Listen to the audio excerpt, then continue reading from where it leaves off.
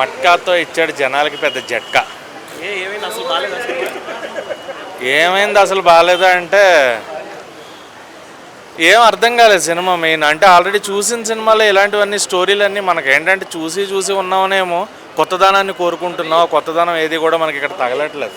అది ప్రాబ్లం అనమాట. కొత్తగా ఉంటే బాగుంటుందేమో, ఆ ఎంగేజింగ్ ఉండాలి. ఇప్పుడు గ్యాంబ్లింగ్ ఉంది సినిమాలో, ఆ గ్యాంబ్లింగ్ స్క్రిప్ట్ని ఎంగేజింగ్గా టక్క టక్క టక్క టక్క పరిగెట్టిస్తే, ఇప్పుడు లక్కీ భాస్కర్ ఉంది, ఆడుతూనే ఉంటాడు చివరిదాకా కూడా ఆడుతూనే ఉంటాడు. ఆట లేదు ఇక్కడ. ఒక దగ్గర మొదలెట్టాడు, అక్కడే ఆపేసాడు అంతే. పాట కూడా లేదు. సెకండ్ హాఫ్లో పాటలు ఎందుకు వచ్చాయో అర్థం కాల.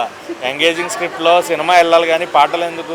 నువ్వు ఇంకా క్రిస్పీ టైంగా తక్కువ టైం పెట్టుకుని 2 గంటల్లో క్లోజ్ చేసుకుంటే పోనీ కనీసం చూస్తారు. 2.5 గంటలు పెట్టి నిమిషాన్ని సెకండ్ హాఫ్లో వచ్చే ఓ పాటలు వరుసగా ఎందుకు వచ్చాయో అర్థం కాల. ఆ పాటల వల్ల సగం డిస్టర్బెన్స్, మధ్యలో నిద్ర వస్తుంది. ఫస్ట్ హాఫ్లో కొంచెం ఎంగేజింగ్గా అనిపించినా సెకండ్ హాఫ్ తీసుకెళ్ళి డల్గా పెట్టి కూర్చోబెట్టేశారు.